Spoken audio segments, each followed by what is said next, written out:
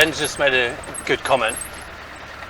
As we were coming out in the Cobb, I was kind of expecting us to go just straight up the Jebel al Saro, up into the mountains and then down again. But as it turns out, we've been driving kind of mostly on a plateau and slowly leading up to the high point for today. And she said, oh, that's good. That'll give a chance for the engine to warm up before we stress it going up hills. Now, it was a slightly surprising comment because I'm not that vehicle. she's the most disinterested person in cars you'll ever find. But she's kind of brought up a really interesting concept there, which is mechanical sympathy. And I guess that's the difference between whether you're driving your own vehicle or you're driving someone else's vehicle, either a hire car or a company car or something like that. Because when you've got a car, when you're driving a car and it's not yours and you know you're not going to have to deal with any of the consequences, you can be forgiven for driving it like you stole it. You'll tend to not be as forgiving, you'll probably drive a bit faster and that kind of stuff. Whereas when you're driving your own car, you know that any consequences of your actions, you're going to be the one that has to deal with it, and potentially any long-term effects related to any long-term problems, engine problems, gearbox problems, that kind of stuff, and you know the vehicle's overall value at the end of the day.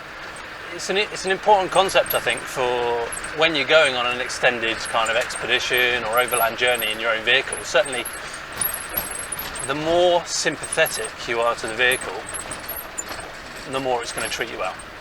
The better you treat your vehicle, the better it's going to treat you. For the simple fact that the kind of terrain, the kind of roads, the kind of environment, the dust and the heat, the rain potentially, the mud, this kind of stuff is all going to take its toll on the vehicle. And incrementally, kind of the less damage, as it were, you can do to your vehicle throughout all of your travels, then the less problems you should have overall.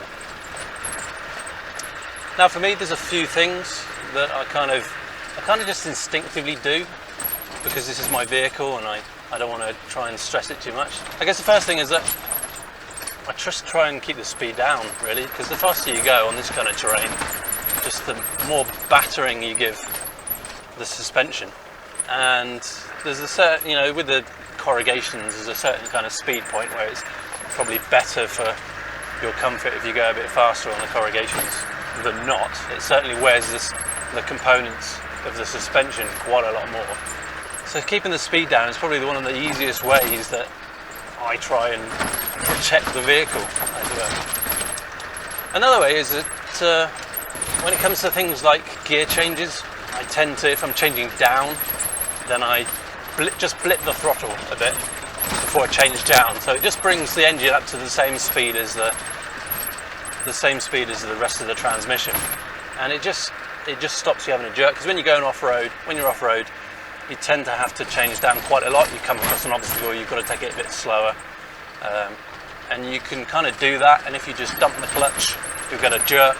It will go forwards, and it will just put the strain on the transmission that you just don't really need.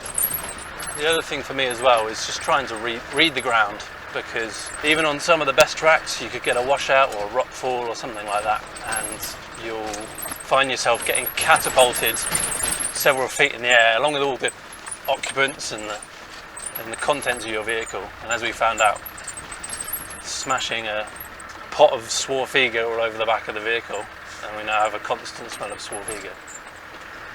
That in itself can go a long way to just helping to kind of smooth out all the roughness along the way. Going left. One thing I try and do as well is keep the engine in a bit higher gear than I would normally. The terrain is particularly steep at times and testing, and there's a lot of rolling resistance because of the kind of mud and dirt and that. So diesels have they have all their torque low down, which means they have all their basically vibration and large forces exerted to the engine at lower revs. So the higher the rev of the engine, the more smooth it is, and therefore the smoother it is on the rest of the vehicle in effect. So the more you labour the engine, then the more kind of long-term damage you'll be getting out of it. So I tend to just sort of Here I'm in second gear. I'll drop down to first gear for kind of tricky bits. It also gives you a lot more options, because when you're in a lower gear you can go up and down without using the brake. And it gives you a lot more control off-road. So mechanical sympathy is something that is important, I think, for when you're using your vehicle overseas for a long period of time. It's something that fleet managers know a lot about. It's because it's something they want from all of their drivers but never get. There's certainly a difference from when we were in Botswana and we had a rented Land Rover, and compared to here using my own. You take a lot more care over the thing because of all the tracks we're doing in southern Morocco. We've still got close to 1,000 miles drive to get us back up to the ferry. Do you agree with me? Leave a thumbs up or a thumbs down if you do or don't. And if you've got any other tips on how to drive with mechanical sympathy, then leave a comment below and subscribe, because I'll probably post another video you might enjoy as well. Bye for now.